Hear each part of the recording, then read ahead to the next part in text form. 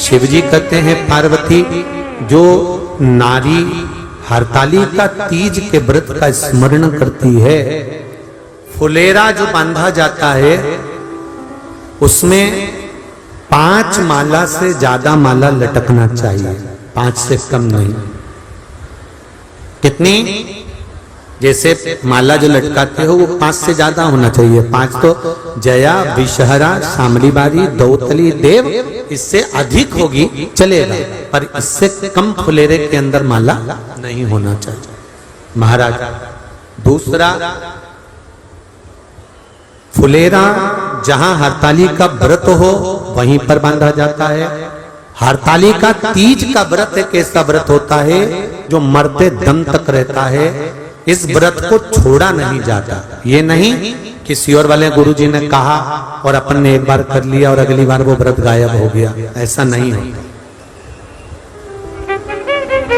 हरतालिका तीज अखंड सौभाग्य के लिए, वंश वृद्धि के लिए, कार्य सिद्धि के लिए और कुंवारी कन्याएं उत्तम वर प्राप्ति के लिए, आनंद सुख के लिए करती हैं। ऐसा नहीं है कि केवल स्त्री ही करती है। जब नारी किसी कारणवश व्रत नहीं कर पाती तो पुरुष इस व्रत को धारण करते हैं। आप सब अपने हृदय से, मन से इस व्रत को कर कर अपने जीवन को सार्थक बनाइएगा। जो करते हैं, कितने लोग करते हो? जरा हाथ उठाइए। हरतालिका तीज इतने सारे करते हो? अरे वाह वाह, कर लो, प्रणाम प्रणाम, आपको बहुत बहुत नमन करता हूं, बहुत बहुत साधु। फुलेरा बांधते हो? नहीं, अब की बात बांधना। मंदिर में करते हो तो मंदिर में, घर में करते हो तो घर में। फुलेरा वंश की वृद्धि करता है, फुलेरा अखंड सौभाग्य देता है, फुलेरा मन की कामना को पूर्ण करता है। जो बेटियां जिनका विवाह नहीं हो रहा हो या बेटे जिनका विवाह नहीं हो रहा हो, वो 7 स्थान पर कहीं फुलेरा बंधा हो तो फोन लगाकर पूछना कहाँ बंधा है, वहां का दर्शन करना। एक फूल में हल्दी कुंकू लगाकर शिव जी को चढ़ाकर फिर वहां से जाना। 7 स्थान के फुलेरे का दर्शन अवश्य करिएगा। जो व्रत नहीं करते हैं उनसे निवेदन है, कहीं हरतालिका हो रही हो तो वहां बैठकर अगर भजन हो रहे हो तो थोड़ी देर भजन गाने चले जाना। अपने मोहल्ले में, कॉलोनी में, सोसाइटी में कहीं हरतालिका तीज का व्रत हो रहा हो तो 2-4 मिनट जाकर दर्शन जरूर करना, जिससे भोलेनाथ आपका अखंड सौभाग्य करे और आपके मन की कामना पूर्ण करे। बाबा सब कार्य सफल करे। जो किसी रोगवश है, कोई बीमारी वश है, तो फुलेरे का दर्शन अगर मंदिर में करते हैं तो बेलपत्र अवश्य समर्पित करें। या कोई बड़ी बीमारी से ग्रसित है तो 7 वृक्ष की पत्ती, कोई भी 7 वृक्ष हो उसकी पत्ती तोड़कर हरतालिका तीज के दिन भगवान शंकर को अवश्य समर्पित करें। महाराज, आप रोज प्रतिदिन 1 बजे तक, 1:30 बजे तक घर में काम करती रहती हो, ना नाश्ता करती हो, ना कुछ खाती हो और काम में लगी रहती हो। समझना जरा बहुत अच्छे से। हरतालिका शिव महापुराण की कथा है, इसको थोड़ा सा ध्यान से सुनना। आज कथा का 6ठा दिवस है, 6ठम दिवस है। इसको अपनी चित्तवृत्ति में, अपने मन में जरा उतारिएगा, अपने विचारों में उतारिएगा कि प्रतिदिन आप रोज 1 बजे तक, 1:30 बजे तक, 2 बजे तक काम में लगी रहती हो, ना भूख लगती है ना प्यास लगती है। पर जिस दिन तुम्हारा व्रत होता है, जिस दिन तुम्हारी एकादशी होती है, जिस दिन तुम्हारा सोमवार का व्रत आया, जिस दिन तुम्हारा तीज का व्रत आया, जिस दिन तुम्हारा चतुर्थी का व्रत आया, जिस दिन तुम्हारा छठ का व्रत आया, या शनिवार या मंगलवार या बुधवार, गुरुवार, जो भी व्रत आप करते हो, जिस दिन तुम्हारा व्रत का दिन आएगा उस दिन तुमको सवेरे 10 बजे से 9 बजे से ऐसी ललकता लगने लगती है कि अब काम नहीं हो पा रहा है। अब शंभू गला पकड़ रहे बाबा, अब काम नहीं हो पा रहा है, अब ये कार्य नहीं होगा।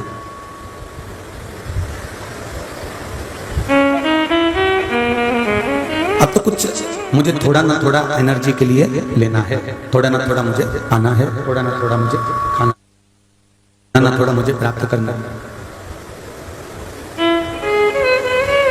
कुछ ना कुछ मुझे ग्रहण करना ही पड़ेगा। वैसे 2 बजे तक, 1:30 बजे तक, 2:30 बजे तक, 12 बजे तक आपको भूख नहीं लगेगी।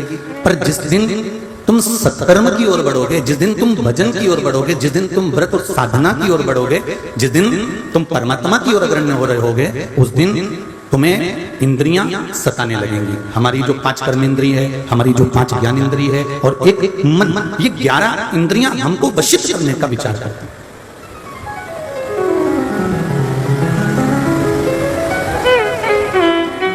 और इन इंद्रियों को साध कर भगवान के पास छोड़ना, इन इंद्रियों को ले जाकर परमात्मा के पास छोड़ना, कि नेत्र कर रहे हैं कि मुझे नींद आ रही है तो इनको भगवत स्मरण में ले जाकर छोड़ना, जिब्या कर रही है कि मुझे भूख लग रही है इसको ले जाकर भगवत भजन में छोड़ना, श्रवण कर रहे हैं या आज फ्री बैठी हूं तो थोड़ा निंदा ही सुन ली तो इसको ले जाकर भगवत स्मरण में छोड़ना, ये बड़ा कठिन है। हरतालिका तीज के व्रत की मूलता है कि जिस दिन केवल हरतालिका व्रत से ही मतलब नहीं है, जिस दिन कोई भी व्रत आप करो एक नियम बना लो कि इस दिन मैं बुरा देखूंगी नहीं, बुरा किसी को बोलूंगी नहीं और बुरा मैं सुनूंगी नहीं। इस दिन मैं प्रयास करूंगी।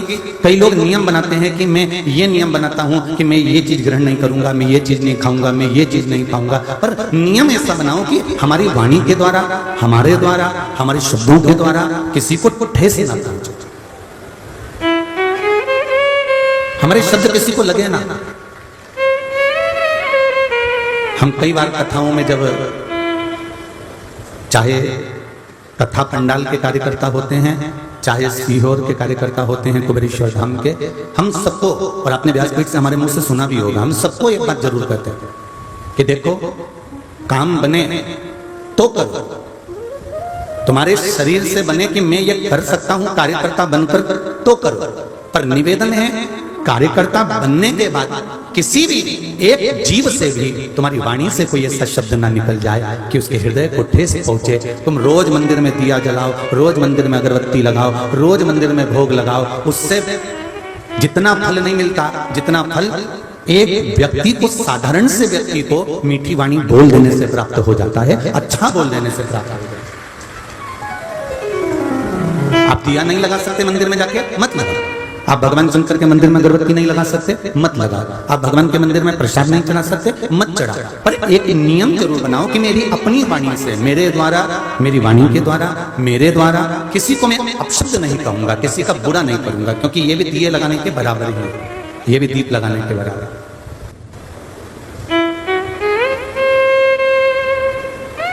अच्छा बोलने का प्रयास करो। इतनी तेज वाणी में, इतनी ऊंची वाणी में आप अगर किसी को कुछ कह भी दोगे, किसी को डांट भी दोगे, किसी को अपशब्द बोल भी दोगे, वो सुन ले, मना नहीं। और उसके हृदय में वो बात अगर बैठ जाती है तो वो जिंदगी भर सवर नहीं पाता, बहुत मुश्किल होता है फिर उसको संवारना।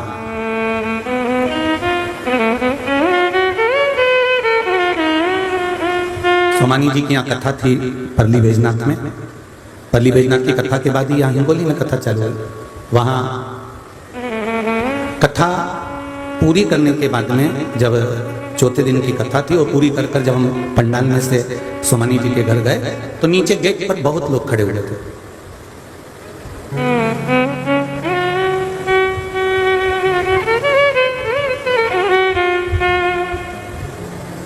उसमें से एक बुजुर्ग माता, लगभग 70-72 साल की उनकी उम्र होगी, वो खड़ी थी। तो हमने अनायास पूछ लिया, माँ आई,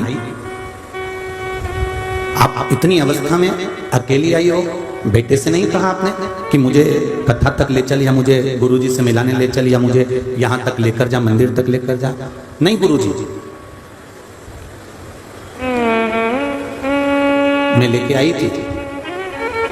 मेरे बेटे में भी बड़ा उत्साह था, मेरे बेटे में भी बड़ा उमंग था कि आप आ रहे हैं और हमारे नगर में कथा हो रही है, तो मैं बड़ी उमंगता से आई थी।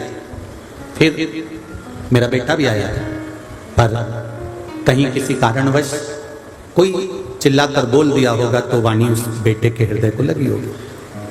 अब सोचिएगा जरा, एक संबोधन को अपने ध्यान में रखिएगा। तो हमने कहा कोई कार्यकर्ता तुमको अपशब्द बोल दिया क्या मां? नहीं गुरुजी, कार्यकर्ता तो बहुत अच्छे से हमको बिठाए, व्यवस्था करी, भोजन कराया, चाय पिलाई, पानी पिलाया, सब व्यवस्था अच्छी।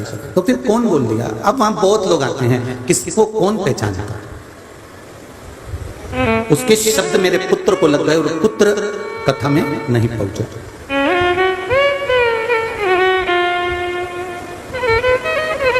हमने कहा मां आप अपने बेटे को लेकर आना, कल हम यहीं मिलेंगे, उससे बात करेंगे। 5वें दिन की कथा में मां फिर उस बेटे को लेकर खड़ी थी, लंबी हाइट, दाढ़ी, माथे पर बिंदी। हमने कहा बाबू किसी ने कहा और आपको बुरा लग गया और आप सत्संग तक नहीं गए, किसी के कहने पर क्या आप अपनी जमीन, जायदाद, प्रॉपर्टी, परिवार कोई कह देगा तो क्या छोड़ दोगे? कहा नहीं गुरुदेव। तो फिर सत्संग कैसे छोड़ दिया?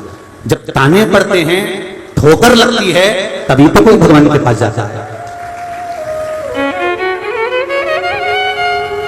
सारी दुनिया से जब अपशब्द मिलते हैं, सारी दुनिया से जब ताने मिलते हैं, सारी दुनिया से जब गालियां मिलती है, सारी दुनिया से जब आड़े तेड़े वचन मिलते हैं, सारी दुनिया से जब उंगली उठाई जाती है, जब परिवार, कुटुंब, कबीला, नाते, रिश्ते, सबके पास जाकर बोला जाता है कि मुझे ये दुख है, मुझे ये तकलीफ है, क्या आप मेरा साथ देंगे? मेरे पर कर्जा बढ़ गया है, 20 लाख का कर्जा है, मेरा इतना बड़ा परिवार है, क्या आप मेरा कर्जा चुका देंगे? कोई परिवार वाला, कोई कुटुंब वाला, कोई रिश्तेदार, कोई नातेदार आपके कर्जे को नहीं चुकाएगा।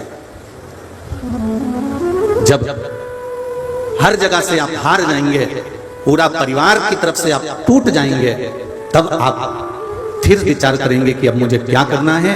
तो किसी ने कहा कि अब तुम शिव की शरण में जाओ, राम की शरण में, कृष्ण की शरण में, दत्त की शरण में, विट्ठल की शरण में जाओ। तब तुम भगवान की शरण में गए और भगवान ने तुम्हारा हाथ पकड़ लिया, तो भगवान के पास जाकर तुम्हारे नेत्रों में जल भर गया और रोने लगे। तो स्वयं परमात्मा भी कहता है कि भगवान से भक्त कहता है कि इतना बड़ा मेरा परिवार था और कोई ने मेरा साथ नहीं दिया, सबने मुझे गालियां दी, अपशब्द कहा, ताने दिए, आड़ा टेढ़ा बोला और मेरे भोलेनाथ ने मेरा साथ दिया। तो शंकर कहते हैं मैंने खुद पहले तुझे तेरे परिवार के द्वारा ठोकर खिलवाई है, इसके बाद मैं अपने दरवाजे पर लेकर आया हूं, कोई दूसरा नहीं है। पूरी परीक्षा दिलवा देता है मेरा शंकर, मेरा राम, मेरा कृष्ण आपके सामने पूरी परीक्षा भी दिलवा देगा। ये परीक्षा है और ये देना है। एक पत्र देखिए आया है,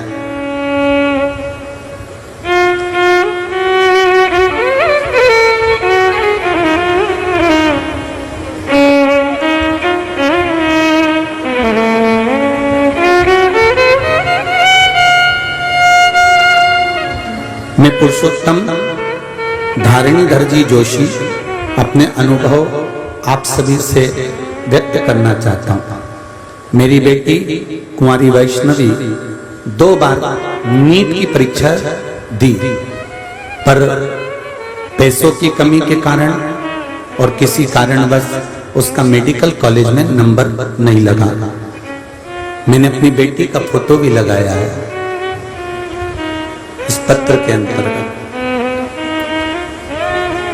मेरा एक मकान को बेचने को तैयार था, पर ग्राहक नहीं आ रहे थे क्योंकि बेटी को पढ़ाना था।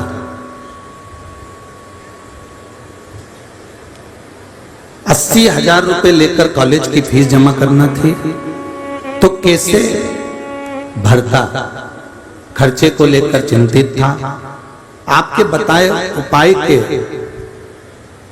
एक कटोरी में गंगा जल डालकर उसमें एक सिक्का रखकर कुंदकेश्वर महादेव से विनती करें और अगले दिन मकान को बाबा की कृपा से जब मैंने वो जल शिवजी को चढ़ाया और विनती कर कर चढ़ाया था कि मेरी बेटी के लिए मुझे ये मकान बेचना है और ग्राहक लग जाए, बाबा की ऐसी कृपा हुई, मैं जल चढ़ाकर आया और उस मकान का ग्राहक लग गया। आज मेरी बेटी नांदेड़ के कॉलेज के अंदर पढ़ रही है बाबा की कृपा से और खूब अच्छे से उसकी विद्या का धन चल रहा है। मेरे बाबा ने मेरी बेटी को डॉक्टर की लाइन में पहुंचाया, मेरे बाबा को उसके लिए धन्यवाद है। ये शिव है।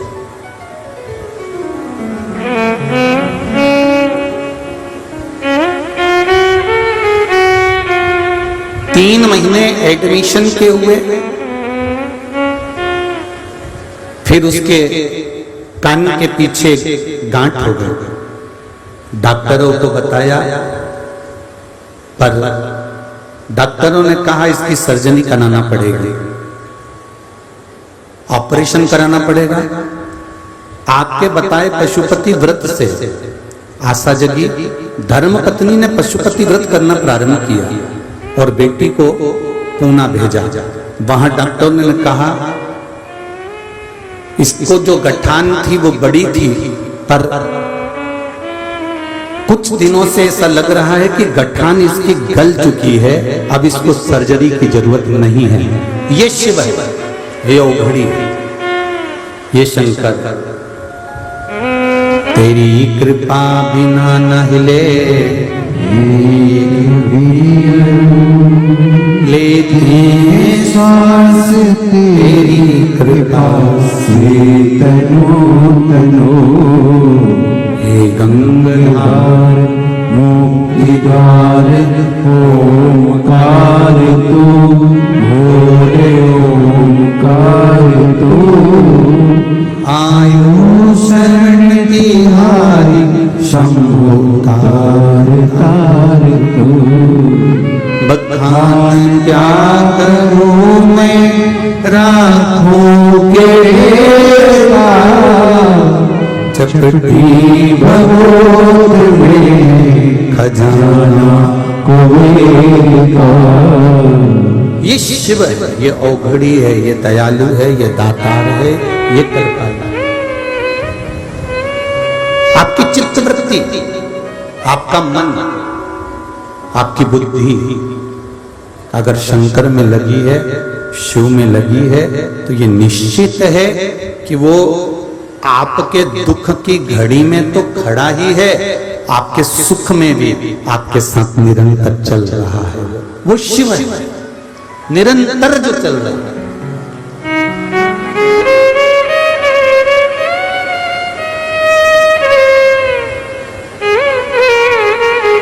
किसी ने कुछ कहा, हम बेटा बेटियों से कहते हैं, हम बहुओं से कहते हैं, हम बहुओं से भी कहना चाहेंगे। कई बार बहुएं पत्र लिखती हैं हमको भी और कहती हैं गुरुजी आप हमें सब बहू के लिए कहते हो, कभी कभी सास के लिए भी तो बोला करो।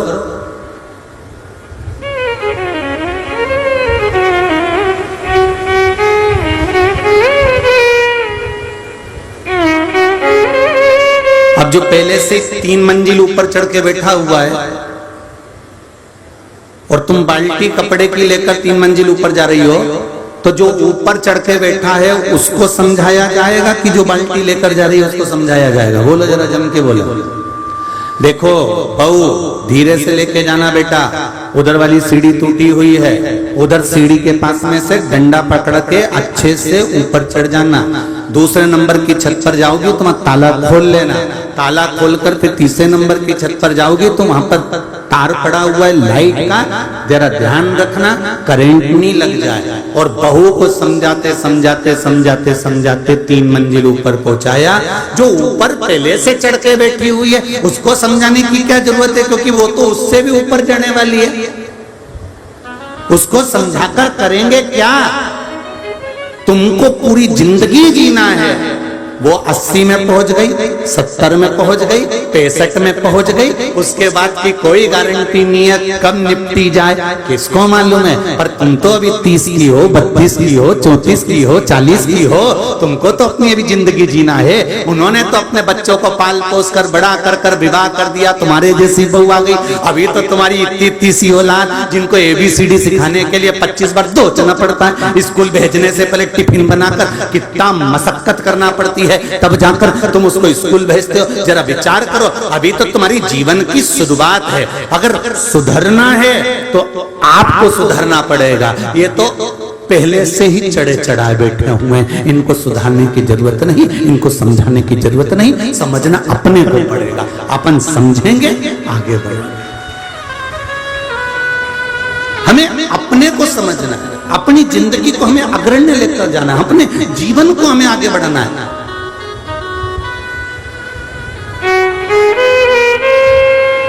हम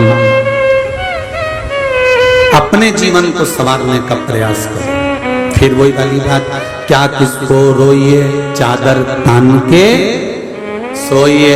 आग लगे बस्ती में, जरगम के बोलो जरा, अपन रहो मस्ती में। अपने को क्या करना कि कौन क्या कर रहा है, कौन ने क्या करा, कौन ने क्या धरा, कौन क्या बोल रहा है। अगर कोई बोल भी रहा है, कोई ताने भी दे रहा है, कोई गाली भी दे रहा है, कोई अपशब्द भी बोल रहा है, तो समझ लो कि परमात्मा आपको अपनी ओर खींच रहा है। जब तक दुनिया के ताने नहीं पड़ेंगे ना, तब तक आप भगवान के नहीं हो सकोगे।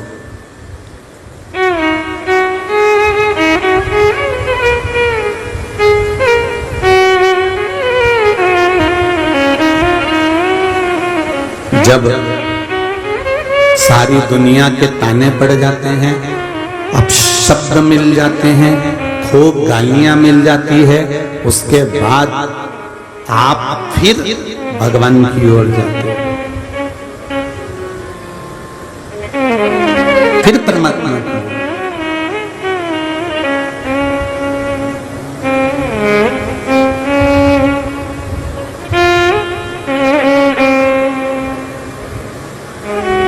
शिव कथा कह रही है, भगवान शंकर का चरित्र कह रहा है।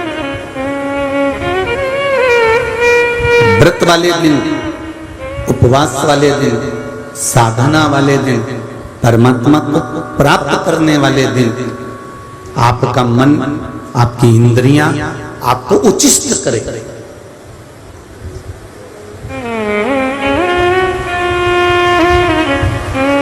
हटाने का प्रयास करेंगे। पर अगर हृदय, मन, चित्त, विचार परमात्मा के चरणों में लगा हुआ है, तो फिर कोई डोला नहीं सकता।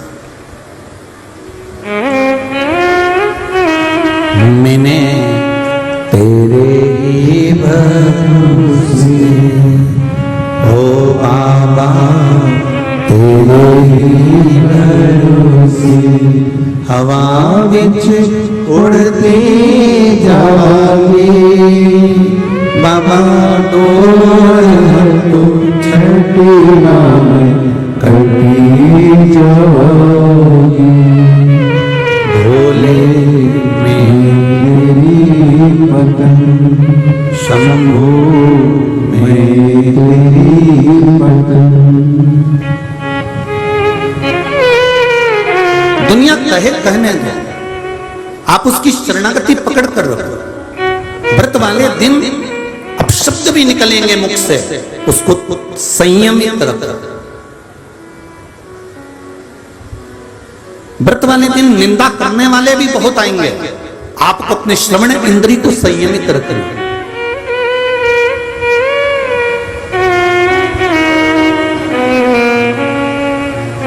व्रत वाले दिन हो सकता है आप टीवी देख रहे हो, मोबाइल देख रहे हो, कुछ गलत भी सम्मुख में आ सकता है, पर अपने नेत्रों को संयमित रखना है।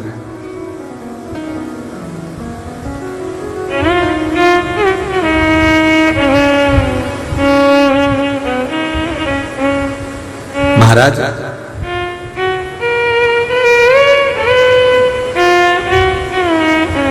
जहर में भी उतना जहर नहीं होता,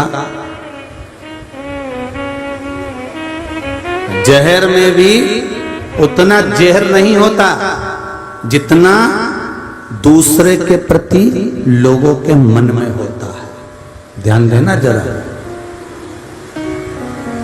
जहर में भी उतना जहर नहीं होता जितना दूसरे के प्रति,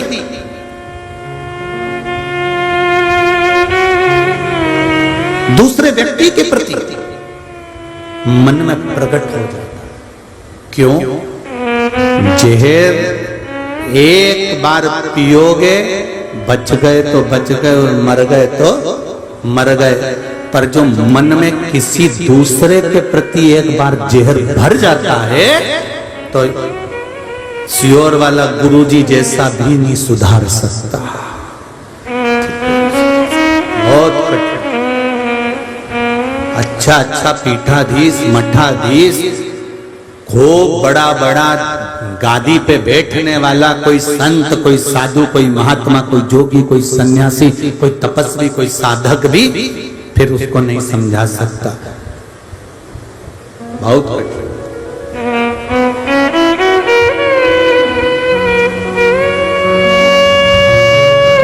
वो कहते हैं ना, पानी में गिरे हुए व्यक्ति को बचाया जा सकता है, पानी में डूबे हुए व्यक्ति को बचाया जा सकता है, पर प्याली में डूबे हुए व्यक्ति को बचाना बहुत कठिन हो जाता है।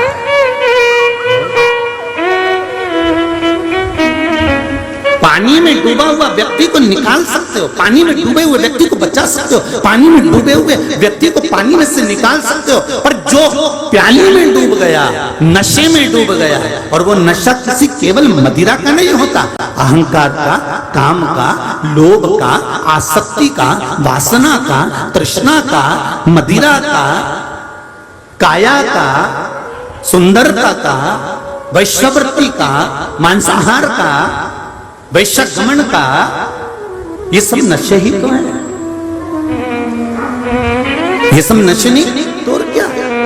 आप पानी में कोई डूब रहा है ना, उसको बचा सकते हो, पानी में कोई डूब गया उसको निकाल सकते हो, पानी में अगर कोई गिर गया तो उसको आप बचा सकते हो, पर प्याली में अगर कोई डूब गया है, नशे में अगर डूब गया है, तो उसको जितना जितना आप समझाओगे उतना और वो उसमें डूबता चले जाएगा। आप देखिए, पानी में डूबने वाला व्यक्ति एक ना एक दिन तैर के बाहर हो जाता है। बोलो सही है कि गलत है? मर गया तो भी बाहर हो जाएगा, और जिंदा होगा तो भी निकल के बाहर हो जाएगा। पर प्याली में डूबने वाला व्यक्ति, नशे में डूबने वाला व्यक्ति, काम में डूबने वाला व्यक्ति, लोभ में डूबने वाला व्यक्ति, आसक्ति में डूबने वाला व्यक्ति, वासना में डूबने वाला व्यक्ति, अपने अहम में डूबने वाला व्यक्ति और मदिरा के नशे में डूबने वाला व्यक्ति, इनको देखना, जितना जितना समझाओगे, जितना जितना बाहर निकालने का प्रयास करोगे, ये उतना उतना उसमें डूबता चले जाएगा। जो इनको समझाएगा उनकी दृष्टि में वो पागल है, वो तो पगला है, उसमें तो अक्ल ही नहीं है।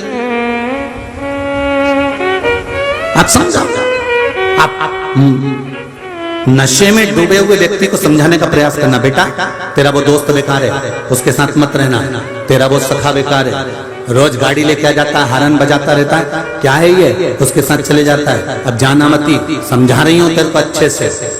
वो माता पिता से लड़ाई कर लेगा, झगड़ लेगा, इनको अपशब्द कर देगा, पर उसके बारे में नहीं सुन पाएगा।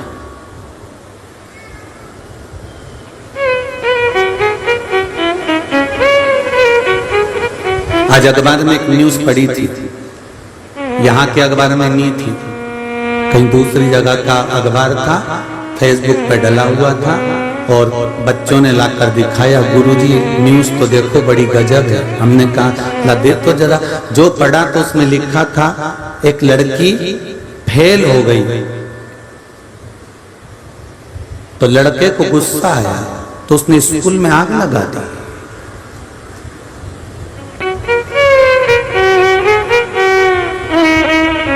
पूछा तुमने स्कूल में आग क्यों लगाई? तो कहा मैं इसको चाहता हूं, और ये इस स्कूल में पढ़ती है, तो फेल कैसे हो गई? गजब। हमने कहा क्या जोरदार कथा मिली, गजब की मिली, कि चाहत इससे थी और आग स्कूल में लगा दी। अगर यही चाहत मेरे महादेव से होती तो वो भी दुनिया में आग लगा देता, निश्चित था। आप उस चाहत को सम्मुख प्रकट तो करो।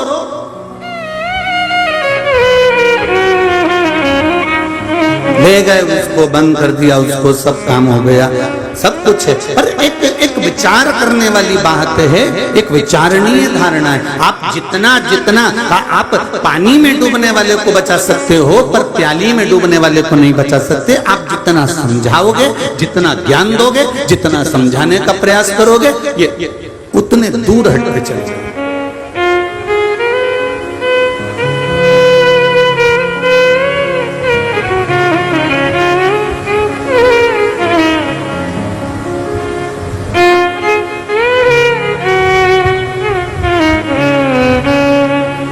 किसी ने पूछा, गुरुजी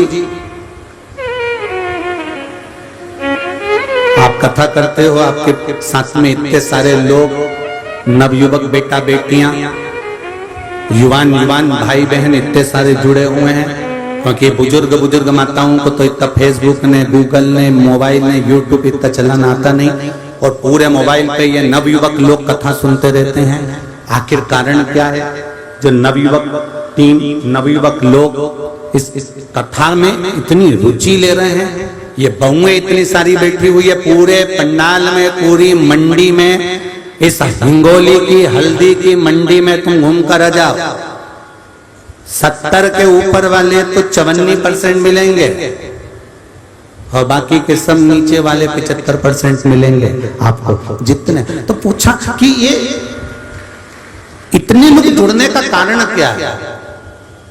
इतने बड़े बड़े आनंद के साथ लोग कथा कहते हैं, तो फिर ये नवयुवक टीम क्यों जुड़ती जा रही है? तो क्योंकि हम ये शिव पुराण कह रही है कि पानी में डूबने वाले को बचा सकते हैं, प्याली में डूबने वाले को नहीं। शिव पुराण कहती है कि आज के बेटों को, आज की बेटियों को, आज की बहुओं को, आज के बच्चों को यदि हम कहें कि तुम स्कूल छोड़कर, परिवार छोड़कर, कुटुंब छोड़कर, नाते छोड़कर, रिश्ते छोड़कर, सबको छोड़कर, अपने बच्चों को छोड़कर, अपने काम धंधे को छोड़कर आप कहीं तीर्थ में जाकर बैठ जाओ, या आप बैरागी बन जाओ, संत बन जाओ, साधु बन जाओ, सन्यासी बन जाओ, या कहीं तीर्थ में जाकर बैठ जाओ, तो उसमें सफलता, उसमें कोई प्रसन्नता, उसमें कोई आनंद नहीं है।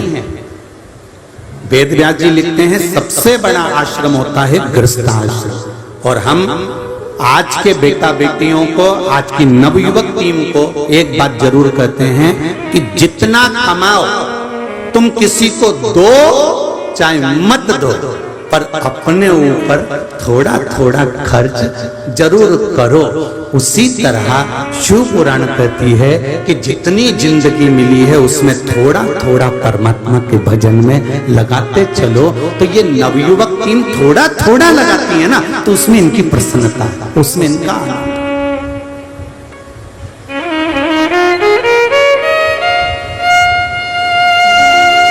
सास बहू को पूरा बदलना चाहती है पर बदल नहीं पाती। अगर वो थोड़ा थोड़ा बदलेगी ना, बेटा हाँ मम्मी ऐसा, हाँ मम्मी। और वैसे भी पहले की बहुएं और आज की बहू में अंतर है साहब। आजकल की बहुएं अगर भोजन भी बनाती हैं, क्योंकि माता पिता कितना कितना अंतर है। पिता और माता में एक अंतर भारी होता है, पिता का काम और माता का काम दोनों में एक अंतर है। अगर तुम्हारे घर के बच्चे भूखे रह रहे हैं, तुम्हारे बच्चों की एजुकेशन सही नहीं हो रही है, तुम्हारे बच्चों की पढ़ाई सही नहीं हो रही है, और तुम्हारे बच्चे अगर भूखे हैं, उनके तन पर अगर कपड़ा नहीं है, वो अच्छी एजुकेशन तक नहीं पहुंच रहे हैं, तो इसमें सबसे ज्यादा दोषी बाप होता है, इसमें सबसे ज्यादा दोषी पिता होता है। इसमें दोष माँ का नहीं होता, इसमें दोष पिता का होता है कि तुम विवाह कर लेकर आए थे। अगर तुम्हारे घर में बच्चे हुए हैं तो उन बच्चों का एजुकेशन तुम्हें कराना चाहिए, पेट तुम्हें भरना है, पढ़ाना तुमको है, अव्वल उनको लाना है। ये एजुकेशन और उनकी कपड़े, उनका भोजन, उनके पेट भरने की जवाबदारी पिता की होती है। और अगर तुम्हारे बच्चे मदिरा की दुकान पर जा रहे हैं, तुम्हारे बच्चे गलत काम करने जा रहे हैं, तुम्हारे बच्चे झगड़ा कर रहे हैं, तुम्हारे बच्चे व्यसन में डूबे हुए हैं, तुम्हारे बच्चे गलत काम में लगे हुए हैं, और तुम्हारे बच्चे अगर गलत मार्ग पर जा रहे हैं, तो इसकी जवाबदारी माँ की होती है। पिता का काम पेट भरने का होता है, बच्चों के लिए धन लाने का होता है, और माँ का काम बच्चों को संस्कारित बनाने का होता है। इसमें जवाबदारी तुम्हारी। पिता पेट भरने के लिए अथक मेहनत कर सकता है, पिता पेट भरने के लिए जगत जगत में डोलकर साइकिल पर कपड़े रखकर बेच सकता है कि मेरे बच्चों का पेट भरना है, उसकी एजुकेशन करना है। जैसे पिता ने लिखा, मैंने अपनी बच्ची के लिए एक मकान बेच दिया। अच्छे एजुकेशन, पिता हर समय, हर घड़ी, हर पल अपने बच्चों के लिए सब कुछ करता है, क्योंकि उसका भार है कि मैं बच्चों का पेट भरूंगा, उसके तन पे कपड़ा रहेगा, उसकी एजुकेशन रहेगी। ये पिता की जवाबदारी है। पर माता की जवाबदारी पिता से भी ज्यादा होती है कि मेरा बच्चा कहीं गलत मार्गों पर ना चले जाए। मेरी बेटी को मैं सारी सीख देकर भेजूंगी, रोटी बनाना भी सिखाऊंगी, तो एजुकेशन भी कराऊंगी। पिता एजुकेशन करा रहा है, माँ का फर्ज है, बेटा उठो, आओ जरा देखो मैंने ये रेसिपी तैयार करी है, देख लो बेटा। बेटा ले थोड़ी सी मैं तुझे कढ़ाई करना बताती हूँ। बेटा लो थोड़ा। क्यों? जीवन का कोई ठिकाना नहीं, जीवन का कोई भरोसा नहीं, जीवन का क्या ठिकाना। हिमालय राजा जनक के घर में रहने वाली माँ जानकी, जिसके पास में हजारों नौकर चाकर थे, जनक राजा के नगर में रहने वाली एक छोटी सी जानकी, जिसकी यहाँ पर नौकरों की कमी नहीं थी, सेवकों की कमी नहीं थी, उसके बाद भी सुनैना जी सीता जी को बुलाती थी, ले ये थोड़ा सा बेटा अनाज है, इसको साफ कर देगी क्या? हाँ माँ लाओ अभी कर देती। सीता जी छोटी सी थाली लेकर बैठ जाती थी, अनाज साफ कर देती थी। माँ कपड़े रखती तो जानकी जी इतने नौकर होने के बाद, इतने सेवक होने के बाद भी सुनैना जी कहती, जानकी इधर आओ, इन कपड़ों की घड़ी बना दोगी क्या? हाँ माँ अभी बना देती हूँ। इतने नौकर लगे हैं, इतने सेवक लगे हैं, इतने चाकर लगे हैं, उसके बाद भी सुनैना जी अपनी बेटी को संस्कार दे रही है। क्यों? क्योंकि सुनैना जी को मालूम है मैं बेटी के लिए अच्छा घर देख सकती हूँ, मैं बेटी के लिए अच्छा राजघराना देख सकती हूँ, मैं बेटी के लिए अच्छा एक से बढ़कर एक लड़का देख सकती हूँ, दौलत और धन देख सकती हूँ। सुनैना जी कहती हैं पर मैं बेटी का भाग्य नहीं देख सकती, जीवन की रेखा कहाँ किस समय कब कहाँ लेकर जाए उसका कोई भरोसा नहीं। आप घर देख लोगे, परिवार देख लोगे, खूब वैभव देख लोगे, सत्ता देख लोगे, धन देख लोगे, पर भाग्य किसने देखा कि उस बेटी का भाग्य कहाँ लेकर जा रहा है, उस बेटी को, उस भाग्य को कहाँ लेकर जा रहा है, किस जगह पर जाएगी तुम्हारी बेटी, और उसके जीवन में कितना दुख आ सकता है, कितना सुख आ सकता है, उसकी तैयारी पूरी कर कर भेजना। पिता पेट भरेगा, पिता कपड़े के लिए पैसा लाएगा, पिता एजुकेशन के लिए पैसा लाएगा, पिता अपने बच्चों के लिए पूरी परवरिश का पैसा लाएगा, दुकान पर 8 बजे से लेकर 10 बजे तक कमाएगा कि बच्चे भूखे ना मरे। पर सबसे बड़ी जवाबदारी होती है घर में रहने वाली माँ की, जो अपने बच्चों को अगर संस्कारवान बना देती है तो उसकी जिंदगी संवर जाती है, उसका जीवन सफल हो जाता है। सबसे बड़ी जवाबदारी माँ की होती है।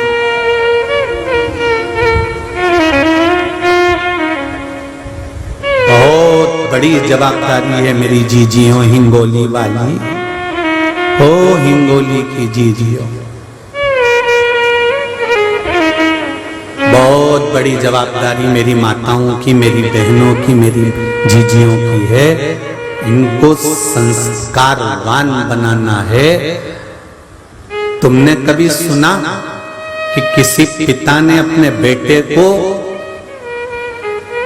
ये बनाया या वो बनाया? हर जगह एक ही बात आती है, माँ स्वामी विवेकानंद को भी पैदा कर देती है तो माँ संत तुकाराम जी को भी पैदा कर देती है, माँ नामदेव जी को भी पैदा कर देती है तो माँ मुक्ताबाई को भी पैदा कर देती है, माँ अहिल्याबाई को भी पैदा कर देती है तो माँ झांसी की रानी को भी पैदा कर देती है।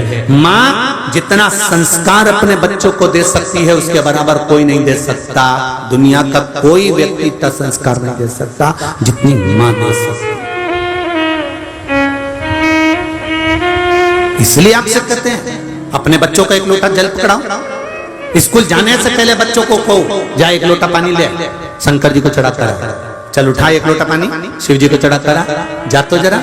छोटा सा बच्चा, आज बांबू गीला है ना, बांबू थोड़ा गीला है, नरम हो गया, झुका लोगे झुक जाएगा, डिजाइन बनाओगे बन जाएगी, पर वही बांबू जब सूख जाएगा, वो बांस जब सूख जाएगा उसकी कोई डिजाइन नहीं बन सकती, वो आखिरी में अगर उसको नवाओगे झुकाओगे तो टूट जाएगा। उसी तरह बच्चे जब छोटे हैं उनको स्कूल जाने से पहले एक लोटा पानी पकड़ाओ और कहो शंकर जी को चढ़ा करा, जा शिव के मंदिर जा, जा एक लोटा पानी चढ़ाना, मम्मी सब हंसेंगे, हंसने दे जा, आज हंसने दे दुनिया के लोगों को।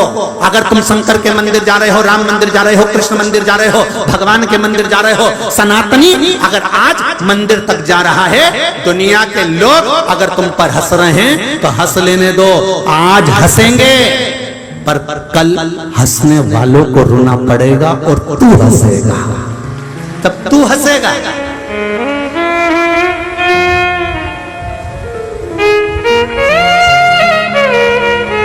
कबीरदास जी का बड़ा सुंदर पद है, चलती चक्की हरे दिया कबीरा रो पान के बीच में साबुत रहा। अब कबीरदास जी ने तो देखा था कि दो पाटों के बीच में कोई साबुत नहीं रहा। थोड़ी देर बाद कबीरदास जी ने फिर चक्की को अच्छे से देखा, चल रही। फिर कबीरदास जी तो ठहाका लगा के हंसना चालू करे। फिर कबीरदास जी ने पद लिख दिया, चलती चक्की देख कर दिया कबीरा हंस, दो पाटन के बीच में दाने रह गए फंस। कबीरा अभी रो रहे थे, अब हंस रहे हैं। मां से कोई व्यक्ति निकल कर जा रहा था, पथिक। उस पथिक ने आकर देखा तो कबीरदास जी तो हंस रहे, रो रहे, हंस रहे, रो रहे, हंस रहे, रो रहे। तो किसी को लगा कबीरदास जी को कोई हवा लग गई, तो अंदर गए, पानी छीटा कबीरदास जी पे। कबीरा, कबीरा, कबीरा। कबीरा ने पूछा, हाँ क्यों हंस रहे हो और क्यों रो रहे हो? कबीरदास जी बोले, चलती हुई चक्की देख ली इसलिए रो रहा हूं और इसीलिए हंस रहा हूं। पथिक ने पूछा, क्या आज तक तुमने चक्की नहीं देखी थी? नहीं देखी तो थी, पर जो आज देखी वैसी कभी नहीं देखी। तो सोने की थी, चांदी की थी कि हीरे की थी कि पुखराज की थी?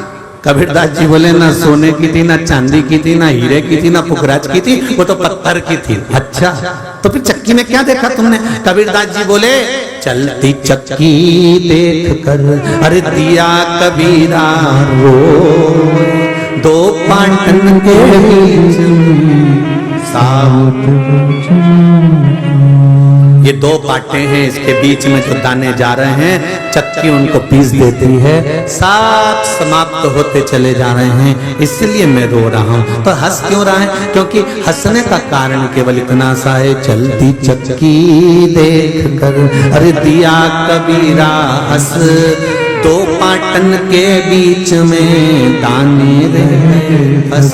ये दो पाटों के बीच में एक कीला लगा है, उस कीले के पास में ये पाटा घूम रहा है, दाने अंदर जाते हैं, जो इधर उधर होते हैं वो पिसा जाते हैं, और जो इस कीले के पास में टिक कर खड़े रहते हैं वो दाना पिसाता ही नहीं है। तो कबीरदास जी कह रहे हैं, अब मुझे समझ में आ गया, संसार के ये दो पाटों के बीच में, सुबह और शाम के बीच में, दिन और रात के बीच में, परिवार कुटुंब के बीच में, ये मनुष्य 24 घंटे पिसा रहा है। केवल एक शंकर का शिवलिंग ऐसा है, भगवान की भक्ति ऐसी है, सत्संग प्रवचन केवल ऐसा है, शिव महापुराण, राम कथा, कृष्ण कथा केवल ऐसी है, जो इस कीले के पास पहुंच जाता है वो बच जाता है, बाकी के सब पिसा जाते हैं। बस वो बच गया, बाकी के सब पिसा जाते हैं।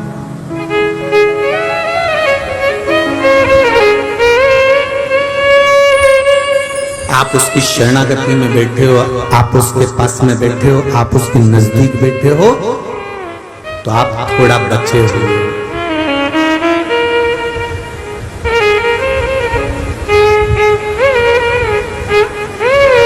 कथा सुनने से क्या होता महाराज? हम कहते कुछ नहीं होता, पर 3 घंटे किसी की निंदा सुनने को तो नहीं मिलती है। 3 घंटे किसी को अपशब्द कहने की तो 3 घंटे काय को कहेंगे? आज तो कार्यकर्ता बता रहे थे कि सुबह 7 बजे पूरे पंडाल फुल हो चुके थे। सुबह 7 बजे सारे पंडाल फुल थे। अब 7 बजे से अंदाजा लगा के बैठो जरा, कथा तक इंतजार करना, 2 बजे से 5 बजे तक कथा, 5:30 बजे तक आप आरती के बाद अपने घर को जाओगे, फिर गाड़ी पकड़ोगे, पहुंचोगे, फिर घर पहुंचकर फिर विश्राम करोगे, फिर कल की तैयारी कर लोगे। तो जरा विचार करिए, दिन भर सत्संग में निकल रहा है, 3 घंटे आपके मुंह से शब्द तो नहीं निकल रहा, 3 घंटे आप निंदा तो नहीं सुन रहे, 3 घंटे आप गलत काम में तो नहीं गए, 3 घंटे आपने किसी की बुराई तो नहीं करी, 3 घंटे आपने कोई पाप तो नहीं करा, 3 घंटे आपने कोई गलत काम तो नहीं करा। अरे मटका, पानी का हंडा नल के नीचे सीधा लगाया तो उसमें पानी भरा गया, और उल्टा रखा पानी नहीं भरा। तो उल्टा रखने से मतलब क्या है? शिव पुराण कह रही है, भले पानी नहीं भराया, पर नल के नीचे जब तक रखा है तब तक मटका ठंडा तो है, भले उसमें नहीं भराया, भले 3 घंटे कथा सुनी, तुमको अच्छी लगी नहीं लगी, तुमने उतारी नहीं उतारी, तुमने अंदर भरी नहीं भरी, तुम फिर भी किसी के कहने पर, निमंत्रण पर मुंह दिखाने पहुंच गए, पर 3 घंटा बैठे तो हो, कम से कम मटका ठंडा तो है, अगर शीतल ही रह गया तो ही बहुत है। करना क्या उसमें, उतनी ठंडाई भी बहुत है। मन शीतल तो है, मन में शांति तो है, मन में प्रेम तो है, मन में स्नेह तो है, उतना भी बहुत है। अभी 3 घंटे घर पे रहते तो क्या करते, पूरन पोली बना के खा के, बर्तन पटक के, छोरा छोरी को दादी के कमरे में भेज के, थोड़ी देर व्हाट्सएप चला के, और फिर धीरे से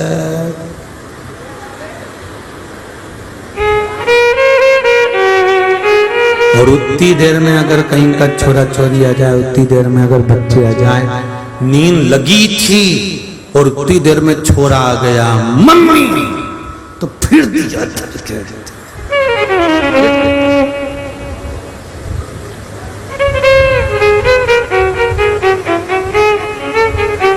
फिर से कहा था ना कि दादी के पास जाके बैठ जा,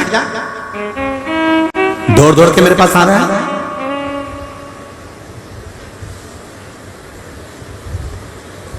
दादी तो कथा सुनने में लगी है टीवी पे, मम्मी मेरे को थोड़ी देर सो जाने दे, देख मैं समझा रही हूं तेरे को अच्छे से। दादी के पास मैं नहीं जाऊं, वो दादी ने भगा दिया मेरे को, मैं नहीं जा रहा। जा रहा है क्यों जा रहा है, नहीं जा।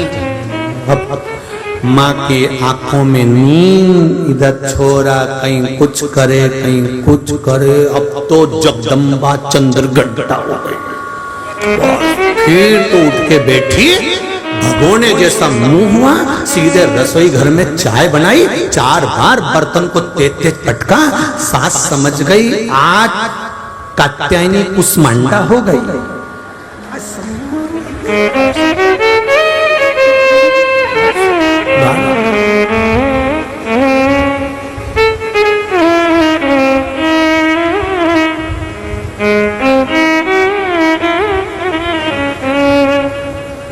मेरी तो जिंदगी नरक हो गई, ऐसे घर में शादी हुई, 2 मिनट का आराम नहीं मेरी जिंदगी को, और इनको टीवी देखने से फुर्सत नहीं।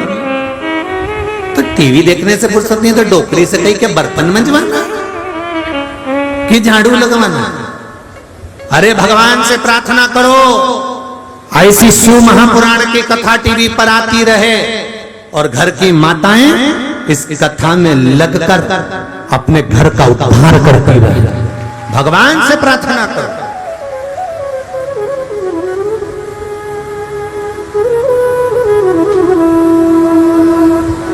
कभी ना कभी, किसी न किसी समय शिव महापुराण में सुनी हुई बात तुम्हारे जीवन को संवारेगी जरूर, निश्चित है। कोई उपाय शिव महापुराण का, कोई शब्द शिव महापुराण का, जब दुख की घड़ी तुम्हारे सामने होगी तब शिव महापुराण का कोई शब्द तुमको सवार देगा, तब समझ में आएगा कि शिव पुराण में था क्या और शंकर की कथा में क्या भरा हुआ था, तब समझ में आएगा। ऐसे नहीं।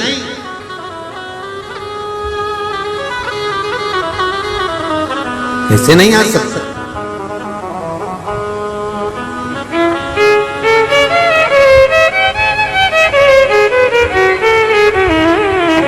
शंभो शरणे मांगो दुख काटो दया करी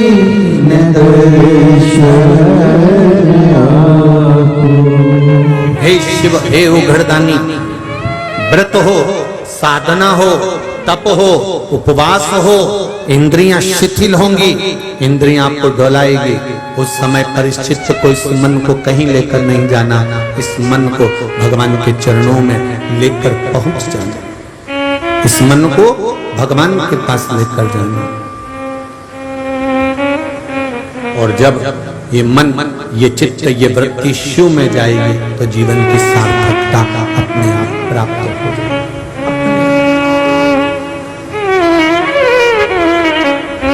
हरि ओम में ओम समाया है, मेरा भोला नगर में आया।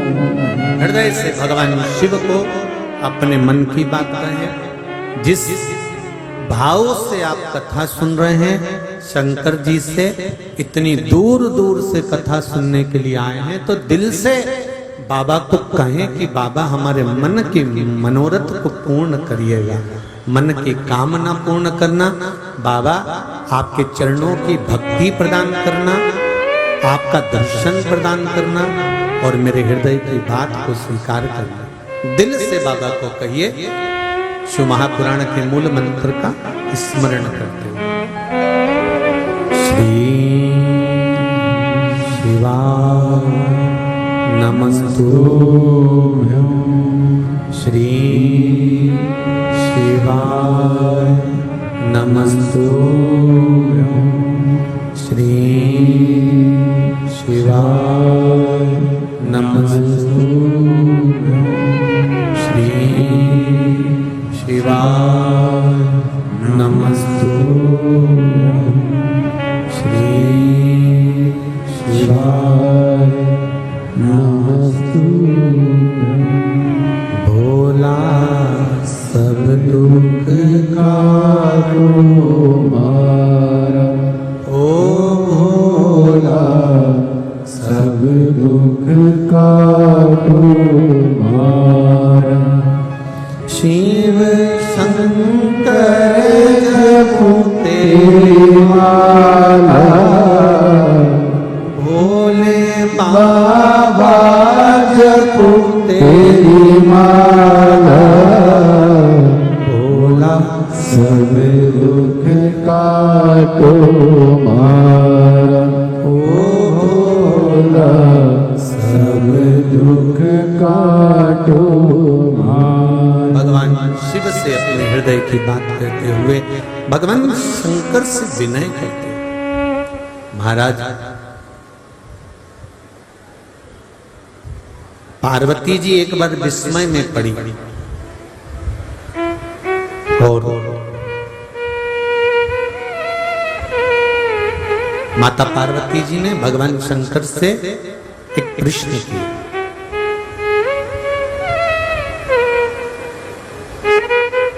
देखिए,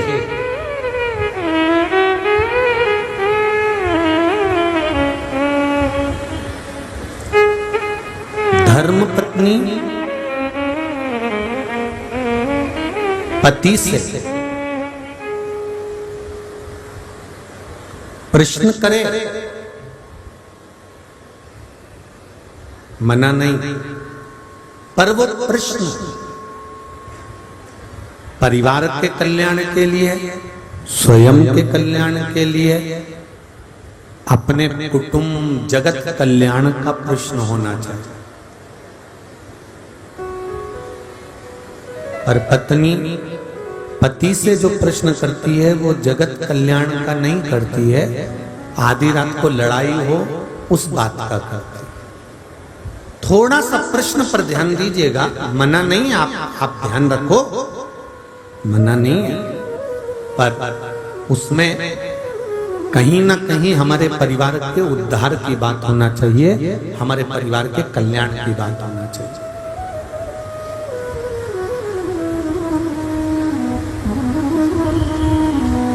पार्वती जी ने पूछ लिया भगवान शंकर से, हरतालिका तीज की कथा में ये चरित्र लिखा हुआ। हरतालिका तीज की जो कथा होती है, आप लोग घर में जो पोथी पढ़ते होंगे हरतालिका तीज की कथा की, उस पोथी में, उस कथा में ये लिखा हुआ है कि पार्वती जी ने शिव जी से पूछा कि मैं आपको कैसे प्राप्त हो। लिखा है ना हरतालिका तीज की किताब में, मैं आपको कैसे प्राप्त हो, कौन सा मैंने पुण्य करा था, कौन सा मैंने सत्कर्म करा था, जिसके बल पर मेरी प्राप्ति आपको हुई और मुझे आपकी प्राप्ति। आज के जमाने में माताएं झगड़ा कर कर लड़ाई कर कर बोल देती हैं मैंने कौन सा ऐसा पाप करा था जो तुमसे शादी हो गई।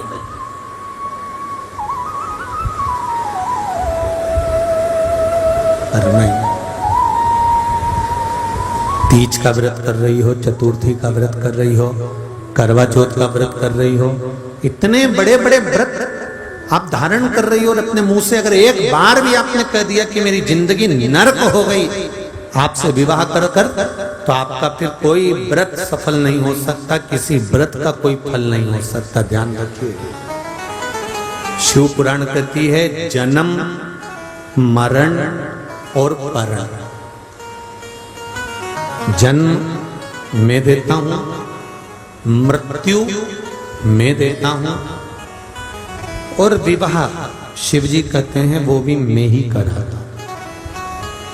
जन्म मरण परण, परण मतलब विवाह, ये भी मैं करता। डॉक्टर ने कह दिया कि इतनी तारीख तक डिलीवरी हो जाएगी, इतनी तारीख तक जापा हो जाएगा, मेरा मन होगा तब जापा होगा। किसी किसी के 9 महीने भी निकल जाते हैं तब तक मैं जापा नहीं होने देता, डिलीवरी नहीं होने देता। किसी किसी ने अंदाजा लगा कर रखा था 90 महीने में होगा, 7वें में हो जाता। जन्म मेरे हाथ में, मृत्यु शिव कहते हैं वो भी मेरे हाथ में। डॉक्टर ने कह दिया अंतिम सांसें चल रही है, घर ले जाओ।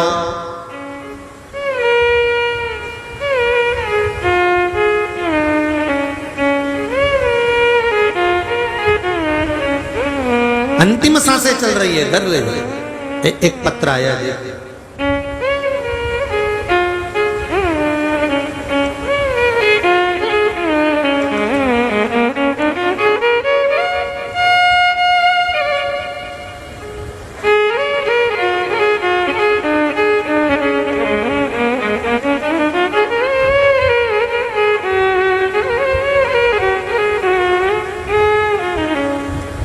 श्रीमती शोभा शर्मा, पुणे महाराष्ट्र से हूं मैं, जिला पुणे से आई हूं। कहीं बैठी हो तो हाथ हिलाइएगा, जहां कहीं भी बैठी हो हाथ हिलाइएगा।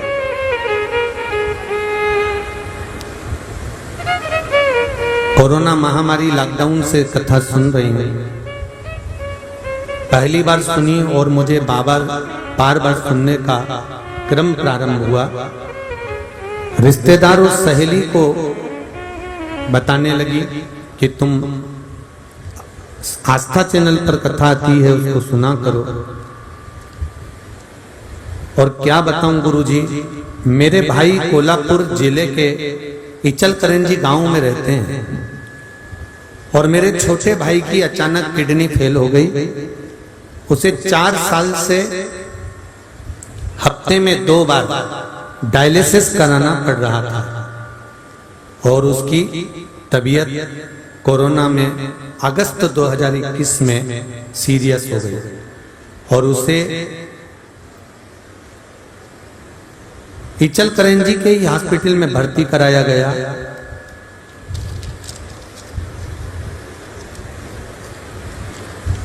भर्ती कराया, हालत नाजुक हो गई और उसको आईसीयू में डाल दिया गया, ऑक्सीजन लगाना पड़ी। 8 दिन तक ऑक्सीजन थी, डॉक्टर भी कुछ बोल नहीं पा रहे थे, श्वास नली पूरी तरह से बंद हो रही थी, तकलीफें बढ़ती जा रही थी। तभी भगवान देवाधिदेव महादेव से प्रार्थना करी और टीवी के सामने जो कथा चल रही थी उस कथा के सामने बैठकर हाथ में 1 लोटा जल लेकर कथा सुनते हुए कहा, बाबा इसको ऑक्सीजन से बाहर कर दो और इसको थोड़ा ठीक कर दो।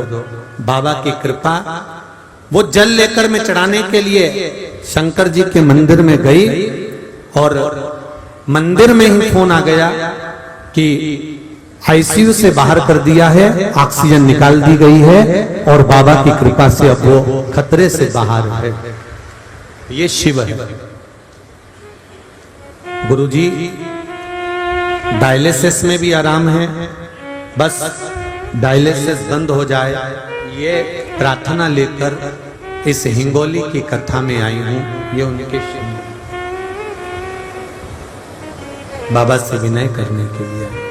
महाराज शिव पुराण कहती है आप दिल से मन से। आज कथा का कौन सा दिन है? जम के बोलो जरा। 6वां दिवस है। कल कथा का 7वां दिन रहेगा। टीवी पर कथा 2 बजे से 5 बजे तक ही आएगी, पर यहाँ हिंगोली में कथा सुबह 10 बजे से 1 बजे तक रहेगी। कितनी बजे रहेगी? 10 बजे से 1 बजे तक रहेगी।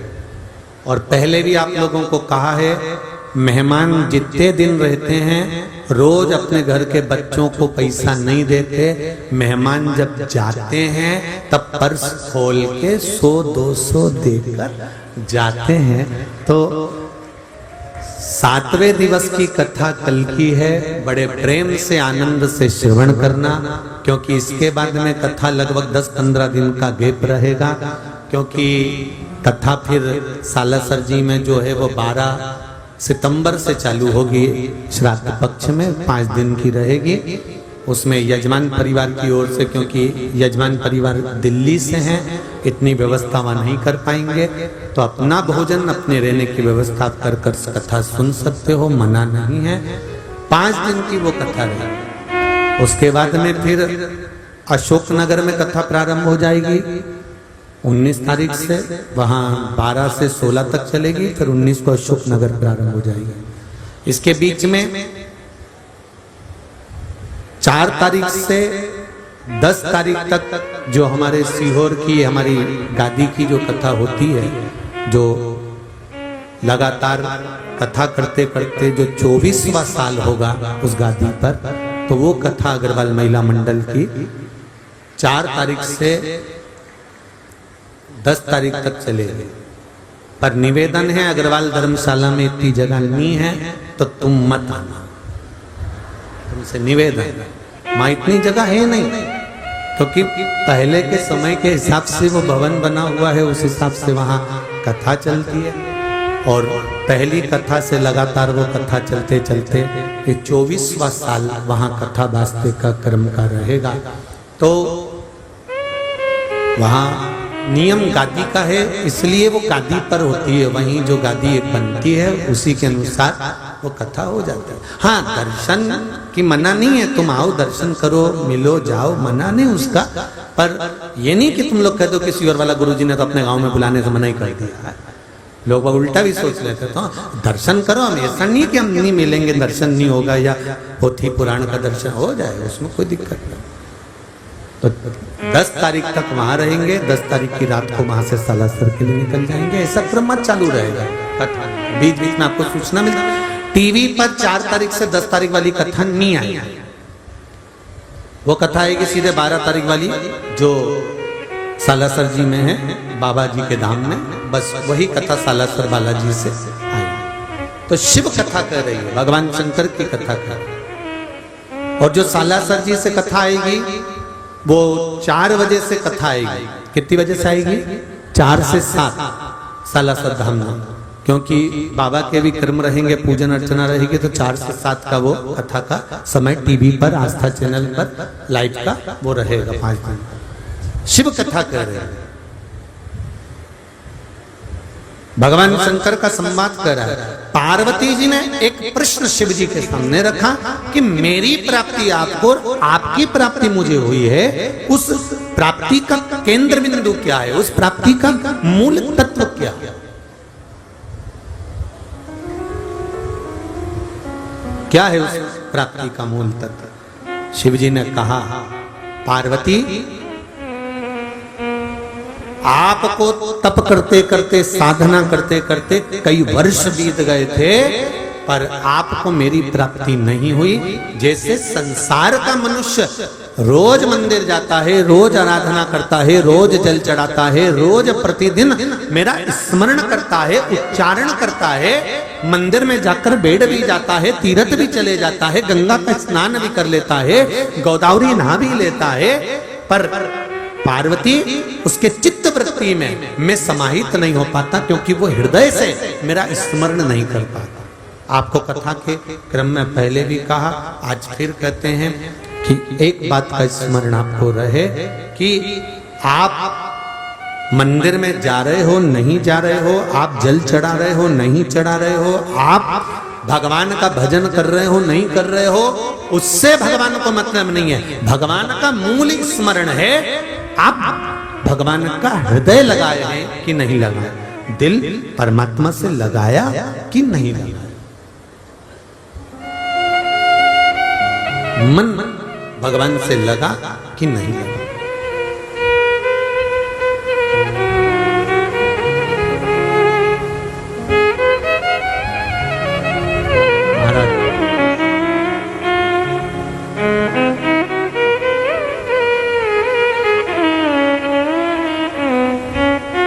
किसी पहाड़ी पर गाड़ी को चढ़ाना है, तुम उसी में बैठे हो, ड्राइवर की सीट के पास में। गाड़ी चढ़ाने वाला गाड़ी चढ़ा रहा है, चढ़ाने के लिए उसे दो चीज की जरूरत पड़ेगी, एक गियर, दूसरा एक्सीलरेटर। बोलो सही है कि गलत? दो चीज की उसको जरूरत है, दबाएगा, गियर लगाएगा, गाड़ी चढ़ेगी।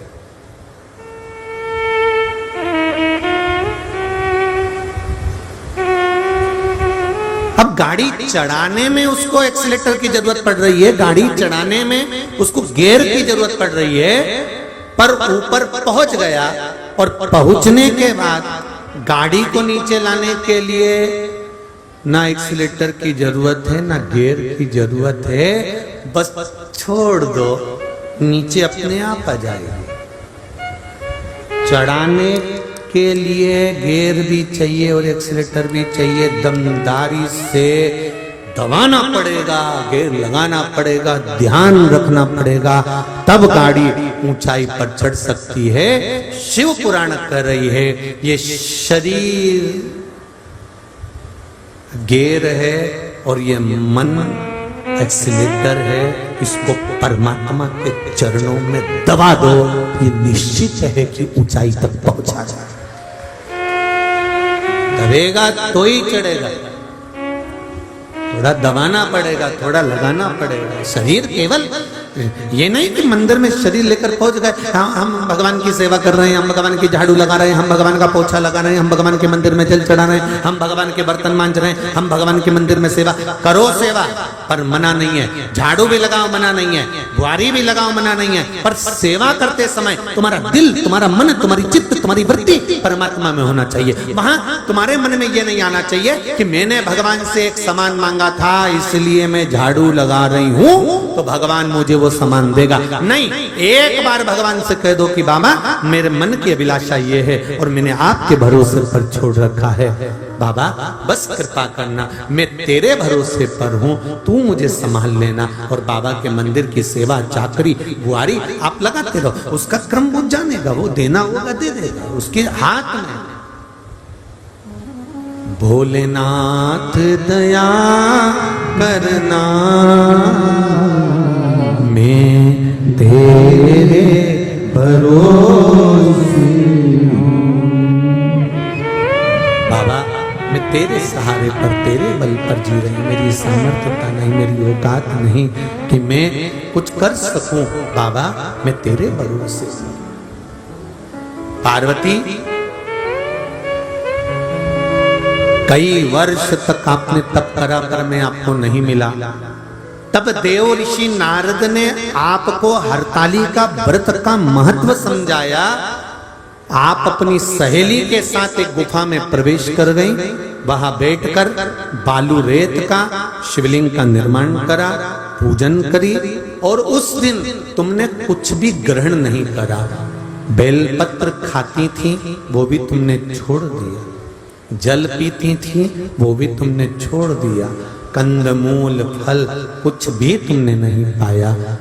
एक नासिका से श्वास लेना, दूसरी नासिका से छोड़ देना, ये भी बंद कर कर एक ही नासिका से श्वास लेकर एक ही नासिका से छोड़ना, ये क्रम तुमने चालू कर दिया।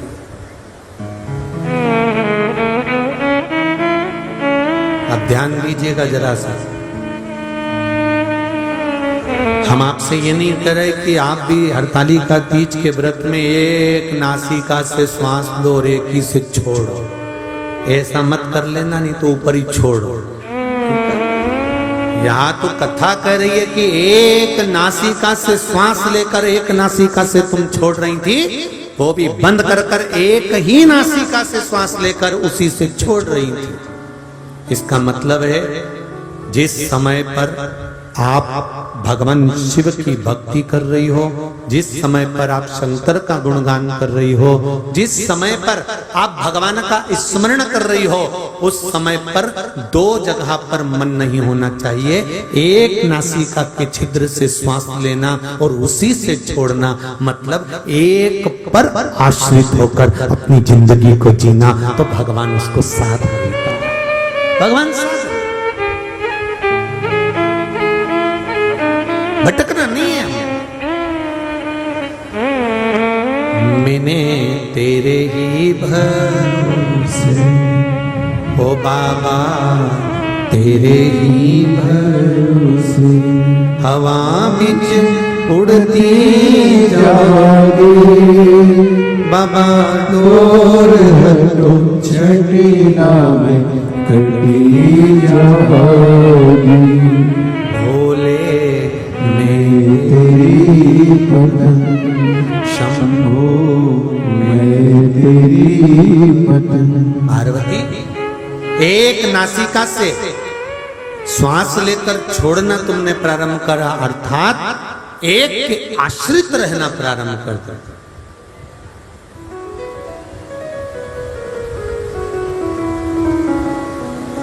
सबसे बड़ा दोष है शिव महापुराण में, एक दोष बताया है, शिव की निंदा सुनना, शिव की निंदा करना, शिव भक्त की निंदा करना और शिव भक्त की निंदा सुनना।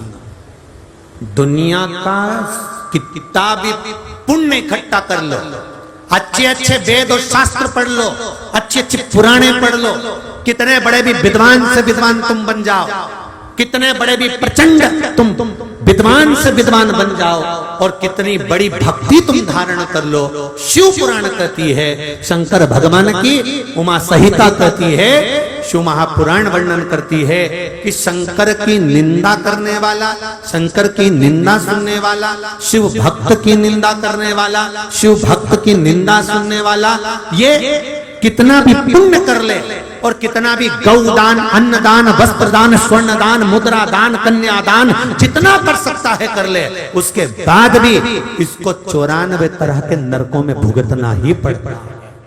ये कितना भी दान कर ले, कितना भी,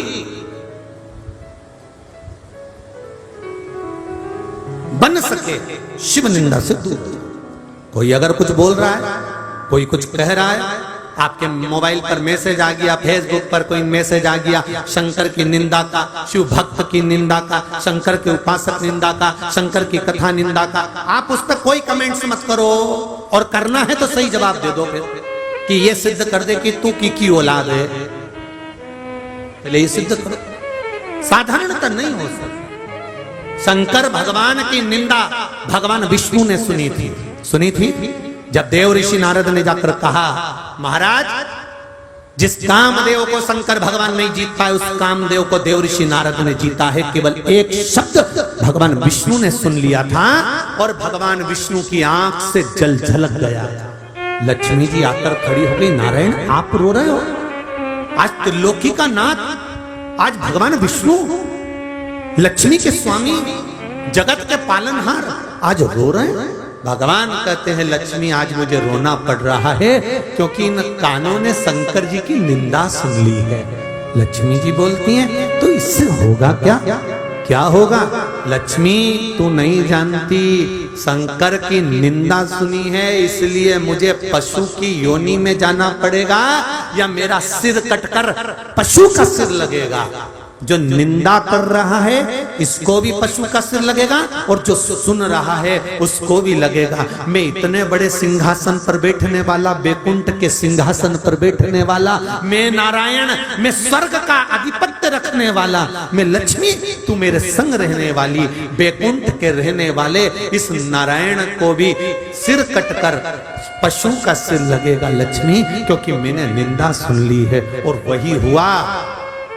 नारद जी ने निंदा करी तो उनको बंदर का मुख लगा। ये रामचरितमानस में लिखा है, विष्णु पुराण में लिखा है। और भगवान विष्णु ने निंदा सुनी इसलिए लक्ष्मी जी का श्राप लगा, सिर कटा, कटकर घोड़े का मुंह लगा। हाय ग्रीव अवतार लेना पड़ा भगवान विष्णु को। केवल एक जरा सी शंकर भगवान की निंदा सुनी थी और सिर कटकर घोड़े का मुंह लगाना पड़ा, क्योंकि निंदा तूने शंकर की सुनी।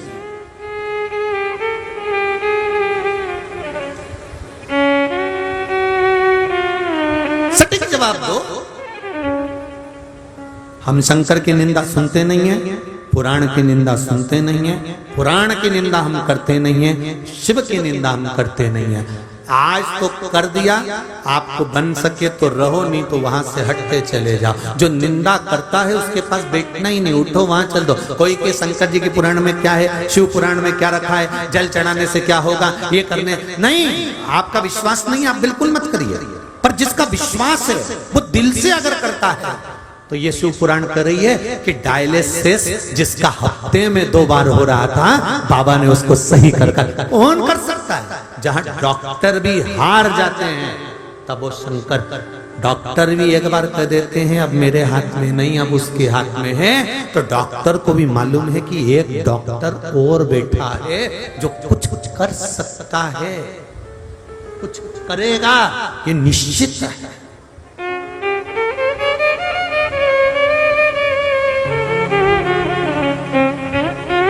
एक बात बताएं आपको, एक्सीडेंट हुआ, आप हॉस्पिटल में गए,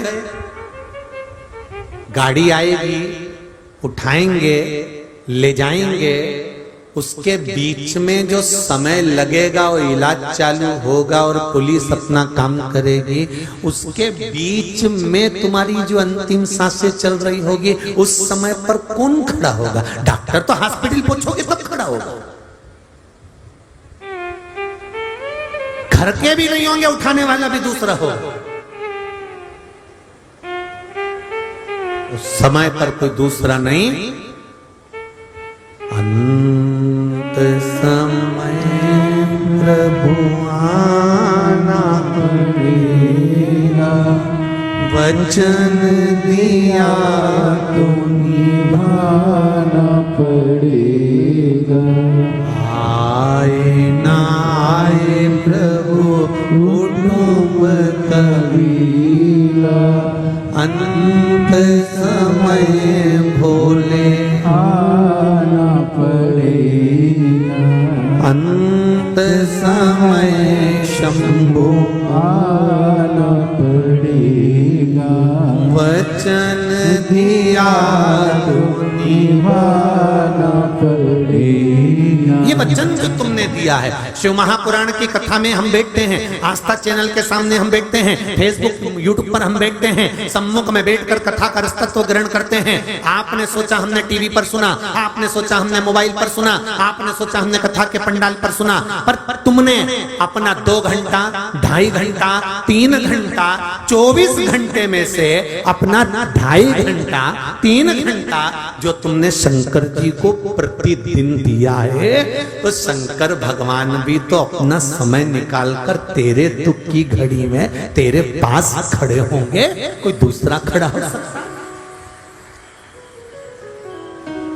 वो शिव ही खड़ा होगा। शंकर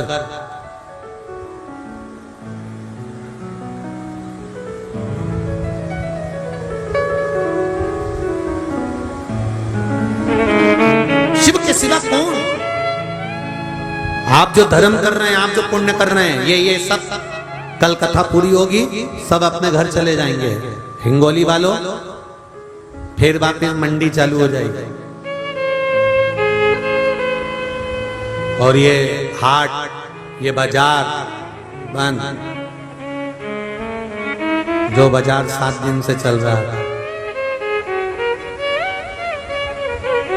बाहर जितनी दुकानें लगी है ना, सब झोले में। अभी कितना फैला रहा दिख रहा है, कितनी सुंदर सुंदर सजी है, कितनी माला टांग रखी है, कितनी कंठी टांग रखी है, कितना अच्छा बैनर पोस्टर सब लगा रखा है। दुकान चलाने वाले ने क्या दुकान सजाई है, और जाएगा तब एक झोले में भरकर टहंकार ले जाएगा। बस उस दुकान से हमको सीखना है कि जब हमारा जन्म होता है, जन्म के बाद हमारी दुकानदारी चालू हो जाती है। परिवार में बच्चों को पालना है, कुटुंब में रहना है, पत्नी, बच्चे, माता पिता, कुटुंब, कबीला, गाड़ी, बंगला, जमीन जायदाद, दुकान, व्यापार खूब करा और सारी दुकान जमाई, और आखिरी में फिर जैसे ही बंद हुई तो एक झोले में भरा, ऐसे ही सफेद कपड़े में बांधा ले गए, आग लगा दी और दुकान का सामान एक लोटे में भर के गंगा जी ले गए, छोड़िया। दुकान सबकी बंद, फिर कोई दुकान लगाएगा, फिर चालू हो जाएगा। जिंदगी ऐसी चलती रहना। राम नाम को हाट भरायो, घर जाने की बात। आज 6ठे दिन की कथा हो गई, कल सबको जल्दी होगी घर जाने की। 7 दिन का बाजार था, हो गया हाट। हमारे यहाँ हाट कहते बाजार, हाट बाजार। राम नाम को हाट भरायो, घर जाने की बाट। बाट मतलब इंतजार, घर जाने की बाट। धीरे धीरे चलना रे भैया, होले होले चलना रे भैया, मेरा भोला देखे बाट ऐसो कोई नहीं है, या हीरा को परखियो राम कोई नहीं रे। हीरा का प्रदान होना बहुत कठिन है, भगवान को समझने वाला बहुत कठिन है, माता पिता को जानने वाला बहुत कठिन है, गुरु को जानने वाला बहुत कठिन है। जब यह कथा पूरी हो जाएगी, हीरा के जो परखैया थे वो बैठ गए, तिजोरी का माल उन्होंने लूट लिया। कथा हिंगोली में फिर योग लगे ना लगे, कब कौन आ रहा है। आज लाखों लाखों लोग यहाँ आए, पूरे हिंगोली वासियों ने जो सेवा करी, ये 50 जगह जाकर बताएंगे कि हम हिंगोली गए। हम हिंगोली गए थे। एक कोई डॉक्टर अखिल जी अग्रवाल हैं, लक्ष्मी लाइफ केयर हॉस्पिटल वाले। इन्होंने जो कहीं गर्मी के कारण किसी कारणवश कोई को तकलीफ हो गई तो कम से कम 800 से 900 पेशेंटों का फ्री जांच इलाज सब करा। उसके लिए भी धन्यवाद है महाराज, बहुत बहुत साधु। कितनी संस्थाएं, विश्व हिंदू परिषद, बजरंग दल, RSS, हिंदू उत्सव समिति, कहीं नवदुर्गा मंदिर समिति, कहीं गणेश जी की समिति, कहीं कोई समिति, कितनी कितनी लगी है। प्रत्यक्ष अप्रत्यक्ष रूप में ना जाने कितने लोग सेवा कर रहे हैं।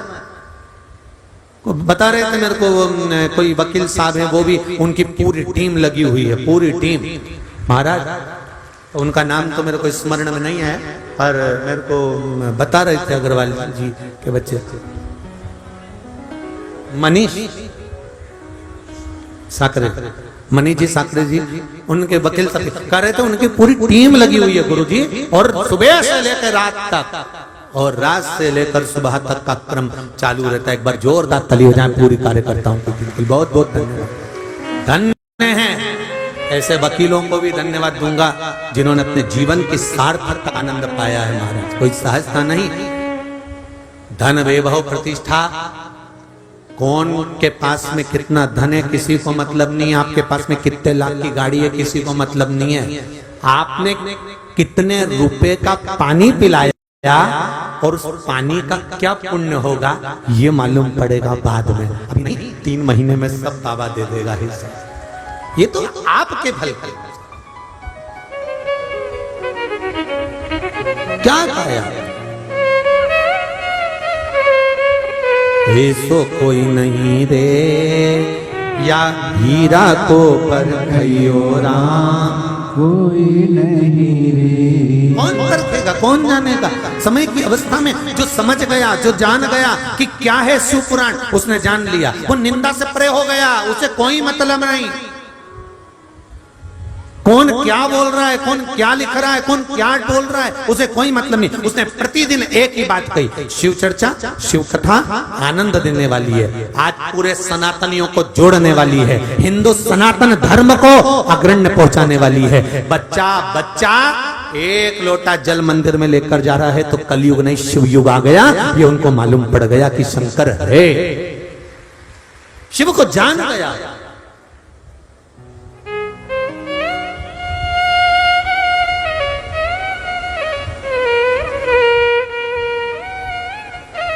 महाराज पार्वती, आपने तप किया, आपने साधना करी, आपने व्रत करा, नासिका के एक छिद्र से श्वास लेना, एक छिद्र से छोड़ना, ये आपने किया। एक के बल पर जीना प्रारंभ किया कि अब तारेगा तो वो तारेगा। बहुत भटक लिए हम, बहुत भटक लिए, सारी दुनिया में घूमकर आ गए, और जो सुख शिव चरणारविंद में है वो कहीं नहीं मिलेगा, जो भगवान के चरणों में है वो कहीं नहीं मिलेगा। वो जानता है, उसको मालूम, लग जाओ आराधना। पार्वती, तुमने गुफा में बैठकर मेरी आराधना करी, उस समय पर सभी चीजों से तुम वंचित रही, ना तुम निंदा में लगी, ना तुम्हारे मुख से कोई अपशब्द निकला, ना तुम्हारे मुख से शंकर के लिए कोई शब्द निकला। आप अपनी भक्ति करिए, स्मरण करिए। पार्वती, आपने रात्रि के पहर में मेरी आराधना करी, पूजन करी, स्मरण करा, ब्रह्म मुहूर्त में मेरे शिवलिंग का पूजन कर कर तुमने विसर्जन करा। पार्वती, उसी के फल से तुम्हारे पिताजी हिमालय राज तुम्हें ढूंढते हुए उस गुफा में पहुंच गए, तुमको लेकर तुम्हारे घर चले गए, और फिर आपका और मेरा विवाह पक्का हुआ।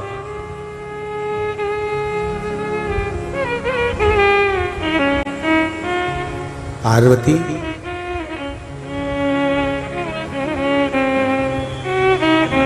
दवाई खाने के बाद भी डॉक्टर बोलता है कम से कम 7 दिन तो ऑब्जर्वेशन में रखना पड़ेगा, देखना पड़ेगा। इंजेक्शन लगा रहा है, बोतल चढ़ा रहा है, दवाई दे रहा है, उसके बाद भी डॉक्टर कहता है 2-3 दिन इसको 72 घंटे 24 घंटे इसको देखना पड़ेगा। उसी तरह हम भगवान के ऊपर जल चढ़ाएं, भगवान की आराधना करें, पूजन करें, अर्चना करें, उसके बाद देखो तो कि भगवान क्या करता है। पर किसी किसी को बहुत जल्दी है, हमने लोटा भर के पानी चढ़ाया तो मतलब काम होना चाहिए, अभी के भी होना चाहिए। हमने पशुपति व्रत करा, बस 5 व्रत में हमारा कार्य पूर्ण होना चाहिए। होगा निश्चित है, पर उस व्रत में कोई दिखावा तो नहीं किया, कोई छल तो नहीं करा, किसी को शब्द तो नहीं कहा, अपनी वाणी से किसी को दिल तो नहीं दुखाया। करेगा वो असर, मना नहीं है, पर उसका कोई फल भी तो आप दिल से अगर करे हो तो उसका फल भी दिल से मिलेगा।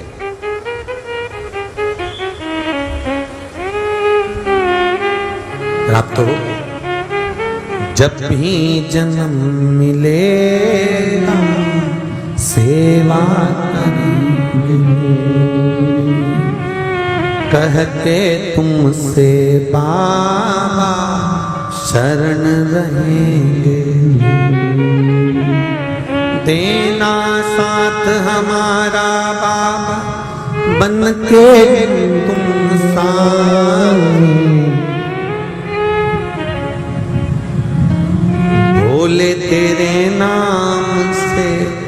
गुजारा गुजारा।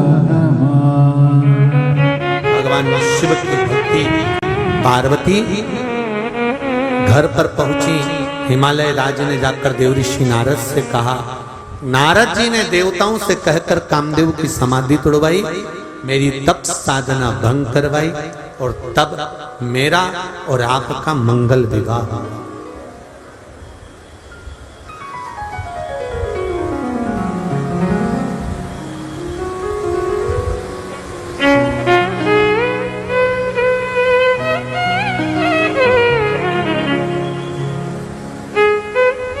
विवाह का मतलब होता है आपके विचारों की हंसी नहीं उड़ना चाहिए।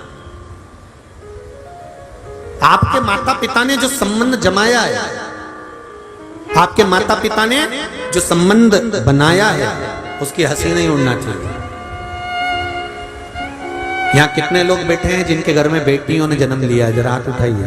जिनके घर में बेटी हो वो हाथ उठा दीजिए। सबके घर में है? रखिए। एक बेटी के बाप से पूछना, बेटी की माता से पूछना, जिस दिन बेटी का जन्म लेती है उसके 15 से 20 दिन के अंदर माता पिता बेटी का कुछ पैसा बैंक में जमा कर देते हैं, जिससे इसकी एक एफडी करा देंगे तो इसकी एजुकेशन अच्छी हो जाएगी। बोलो सही है गलत है? या थोड़ा पैसा 2-2 रुपए माता पिता उसका जमा करना प्रारंभ कर देते। बोलो करते कि नहीं करते? थोड़ा थोड़ा।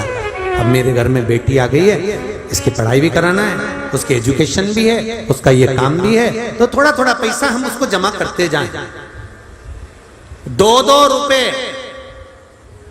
हर माता पिता अपनी बेटी के लिए थोड़ा थोड़ा जमा करते जाते हैं।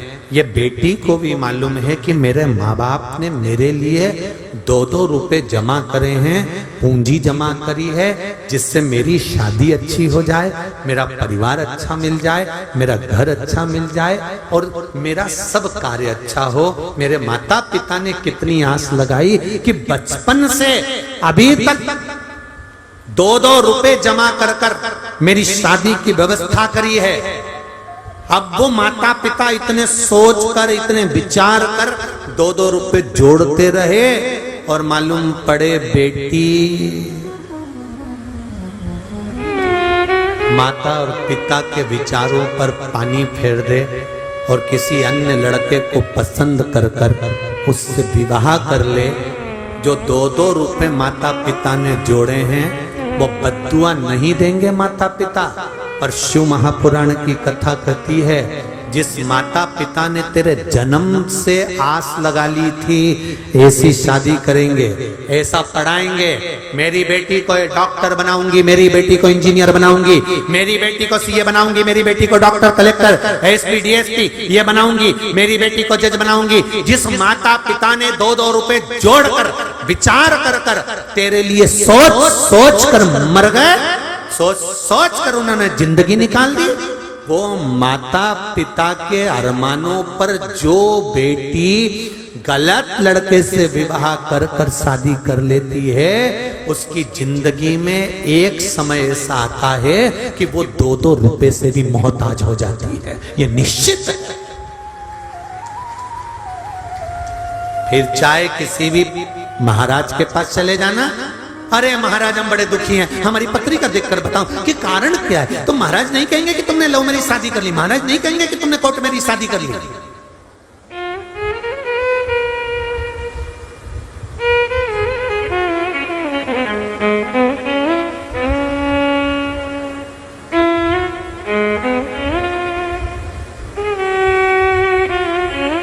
कोर्ट मैरिज शादी, हम तो कहते कोर्ट मैरिज करने जाओ तो कोर्ट में भी एक काम होना चाहिए कि कोर्ट मैरिज शादी करवाओ, मना नहीं है, पर कोर्ट में भी एक काम होना चाहिए कि कोर्ट मैरिज शादी एक शर्त पर होगी कि लड़की के और लड़के के माँ बाप कोर्ट में शामिल होना चाहिए तो शादी होगी, नहीं तो कोर्ट मैरिज शादी नहीं। जिस माँ बाप ने अपनी पूरी जिंदगी गवा दी, उस माँ बाप से तो पूछो लड़का और लड़की कोर्ट में खड़े हो गए, तुमने सिग्नेचर करवाया, शादी कर दी। एक शब्द कोर्ट में भी लिख देना चाहिए कि लड़की के घर के माँ बाप का होना जरूरी है और लड़के के घर के माँ बाप का होना जरूरी है। इनने गर्भ में रखकर पाल पोस कर बड़ा करा है, उसकी हाय कितनी निकलेगी, कितनी बद्दुआ निकलेगी, कितने दुखी होगे, तो क्या तुम सुखी हो जाओगे? कोर्ट में एक नियम चालू होना चाहिए, करो कोर्ट मैरिज, मना नहीं है, करो कोर्ट में शादी, पर उसमें लड़की के माँ बाप का होना, लड़के के माँ बाप का होना जरूरी है। लाओ उनको और करिए फिर शादी।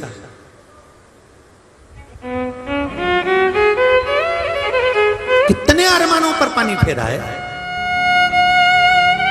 कितने, और वो भी सनातन धर्म में शादी हो जाए तो अच्छी बात है। और अभी बहुत छोटे क्षेत्रों में, बहुत जगह पर लोग सनातनियों को छोड़कर बेटियां ना जाने कौन कौन के साथ शादियां कर रही हैं, तो वो भारत माता की आंख में भी आंसू आ जाता होगा कि कैसे विवाह कर रही है। सोच तो, सनातन धर्म को छोड़कर दूसरे धर्म में जा रही है। कहां, किस धर्म की ओर तुम अग्रसर हो रहे हो, किस धर्म की ओर तुम जा रहे हो? जरा विचार करिए श्रेष्ठ धर्म का। चंदन है इस देश की माटी, तपोभूमि हर ग्राम है, हर बाला देवी की प्रतिमा बच्चा बच्चा है, जिसके सैनिक समर भूमि पर गाया करते गीताएं, उसी माटी के हल्के नीचे खेली करती सीता है। ये भूमि कोई साधारण है? जहां तुम्हारा जन्म हुआ तो कहो। एक नियम लागू होना चाहिए, जो माता पिता 2-2 रुपए इकट्ठे करते हैं अपने बच्चों के विवाह के लिए, और बच्चे गलत संगत में पढ़कर चले जाते हैं, उसको भी 2-2 रुपए के लिए मोहताज होना पड़ता है। एक समय ऐसा जरूर आता है कि दुख झेलना पड़ता, रोती है बेटी कि मैंने कहां शादी कर ली, मैंने क्यों विवाह कर लिया, रोती है। मेरे माँ बाप की नहीं सुनी, गलत जगह चली गई। समझिए, विचारिए, फिर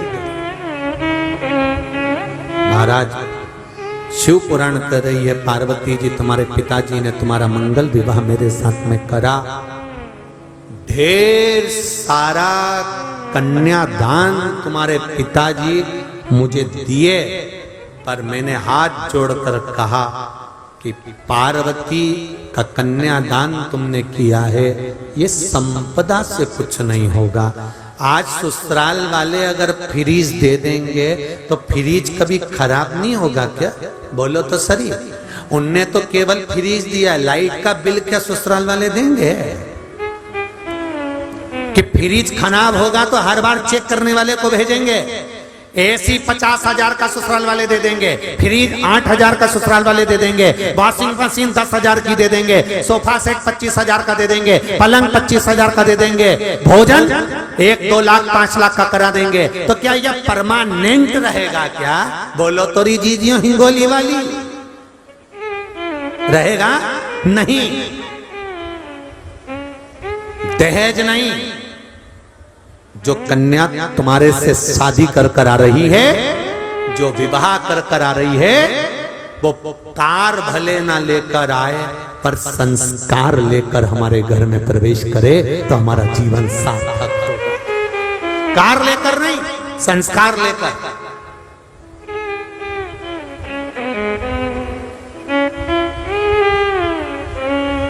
संस्कार लेकर वो हमारे घर में प्रवेश करे, सुख आए, जीवन का एक आनंद अपने आप समाहित होगा।